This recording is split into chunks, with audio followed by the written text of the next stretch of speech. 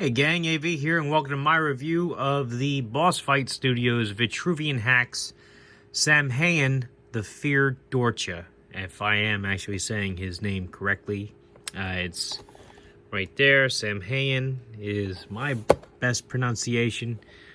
He is a little top heavy. He doesn't want to stand on his own, really. He's falling over pretty easy. So that's why I'm holding the card back. Vitruvian Hacks, as you can see, Hacks is an anagram for highly articulated character kit system. That's because you can pop his arms, elbows, hands, head, legs, feet, all that stuff come apart, can be interchanged with other characters as well as all of the clothes he's wearing. And you can customize and kit bash to your heart's content with this line, which is one of the things that makes it awesome. Another thing that makes it awesome is, as you can see, just how nice the sculpt and painted detail is for all the stuff included in here. Very cool figure. I have not actually opened them up yet. This is the outside of the box. Some very nice artwork. These are in collector-friendly packaging, which basically means that they are held in place with these plastic flaps. You just bend the plastic flaps a little bit out of the way. You can slide the card out and release the figure itself, which I will do in a second. But as you can see, he's also got a file card here, which is roughly the same size as your standard G.I. Joe file cards. Very reminiscent of the G.I. Joes, and one of the things I loved about the Joes was the added depth that the file cards always gave to the figures that you were buying, and this is no exception. If you would like to read his bio, feel free. Pause the video and do so now. As you can see, these figures have an awful lot of... they take an awful lot of time to flesh the figures out and give them some character, and I love that about this line almost as much as I love the accessories and how good they look. Here are other figures available in the line. This is the Series 2 Fantasy themed series for Boss Fight Studios Vitruvian Hacks. I do have all of these figures, so look forward to reviews of all of them in the near future. Here is a QR code to take you to their online store where you can purchase all these figures. Feel free to use that.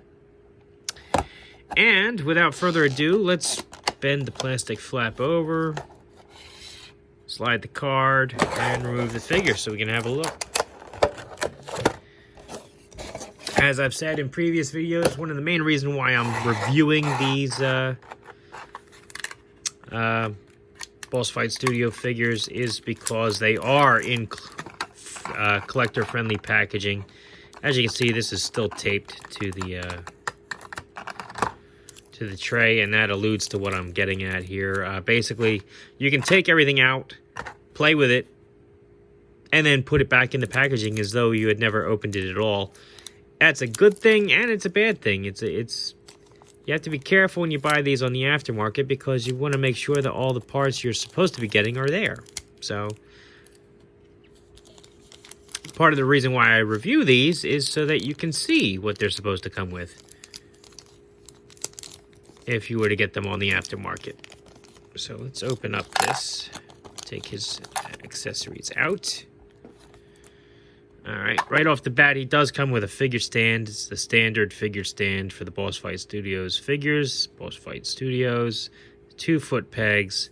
These work fantastic, as simple as they look. They keep the figure upright when you need them to. They work great. Let's get the figure out.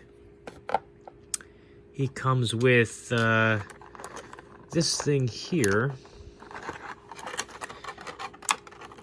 I'm sure somewhere on the contents list it explains what these weapons are. But we're just going to look at them. I'm not entirely sure myself. I believe it's some type of throwing blade of some kind. Oh man, come on out of there. Man, it's pretty securely in there. It seems to be some kind of throwing blade of some sort. And it is of a very obvious Celtic design.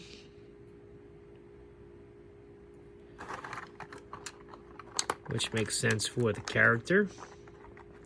This can be held, before I put it back, in one of his open hands, I'm sure.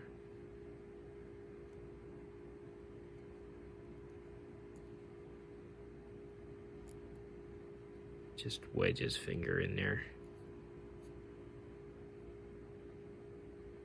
Yeah, so you can make it look pretty believable. While I've got his hand out, it's a white hand. It bends up and down, and as you can see, he's got some painted tattoo detail on the back of his hand, which is very cool. Let's see if that's the same as the back of the right hand he has on. And it appears to be. Very cool. Let's get that back in the tray there. Love the attention to detail on these figures, as well as the design, the fact that you can take them apart and put them back together and kit bash the heck out of your collection. It's very cool. Here is his alternate head. This one is without the bandage on his eyes. And with a... well, no, he's got the beard in both. Very cool. It's kind of reminiscent of Kratos, don't you think? From the God of War series. Very cool. He also comes with a war hammer. Doesn't look like your standard war hammer. A war hammer would normally have a claw on one end, I believe. But still, this is pretty badass looking. With some nice molded detail in it.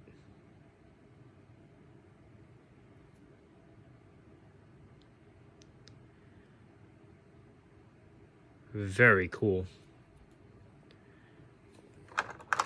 He also comes with that same blade weapon, but this time it's on the end of a string.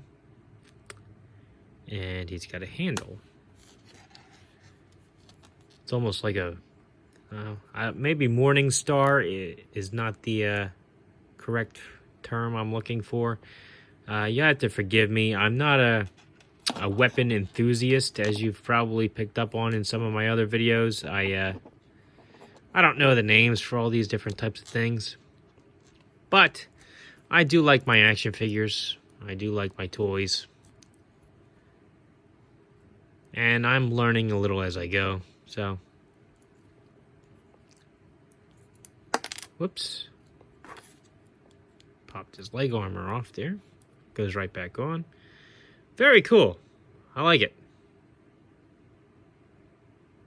Very, very nice. Alright, now let's have a look at the detail on the figure itself. Compared to some of the other figures I've reviewed so far, his accessories are a little bit on the lighter side, but that's not a mark against him by any stretch. Sometimes less is more. So let's have a look at the figure. Very nice molded and painted detail. Tattoos on his arms. I love the painted details on his belt, including the feathers. Nice gloss on his armor. This pouch should be removable. That's just a standard slot on most of these legs for armor pieces, and he comes with a pouch. The first time I've seen a pouch on these figures. Very cool. It also comes with a unique piece of leg armor. Very cool. These cuffs actually make his pants flare out a little bit. They actually slide off and go over his ankle. So that's very cool. All the parts of his costume can come off as part of the hack system. So you can slide all these armor pieces off of the figure and put them on other figures to customize your ranks. make new characters, so on and so forth. So even if you were to get a double of this guy, you could definitely get some use out of the stuff he comes with, no problem. Let's move that out of the way. Very nice detail on his tattoos. Very cool. All right, let's get on to his articulation while I've got him out here. So his head is on a barbell joint. So there's a peg inside, a ball inside his head, and a ball that goes into his neck. So it allows for movement at the top and bottom of that connection point, which can actually help him slide his head forward and back a little bit. He can look up, he can look down, he can rock. Gives a great range of motion. His arms are on a ball joint. This one's going to be hindered by his shoulder armor, but he can rotate them 360 degrees. They can go up about that far. He has nothing at the upper bicep. His elbows can do more or less a 360. They bend 90 degrees that way and almost down too. His wrists rotate. And he only has one set of grasping hands. And this set happened to bend up and down for the left side. And up and down for the right side as well. So he doesn't have in and out articulation like many of the other figures. He's only got one option for his hands, for his grasping hands at least. I'll put that back on later. He has an ab crunch, which is on a ball joint, and he gets a decent amount of range of motion there. His hip articulation is hindered by his belt, but it is a separate piece, and it will do 360, as well as pop right off, if you so choose. Slide that back on.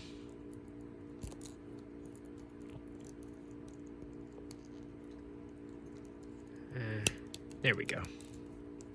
Okay, he can do the splits about that far. He can do the can about like that. He's got nothing at the thigh. He can do double jointed knees, which go back about that far. His ankles can do a full 360. He can bend them back, and he can bend them forward. Very good articulation on him. He's only slightly hindered by his belt.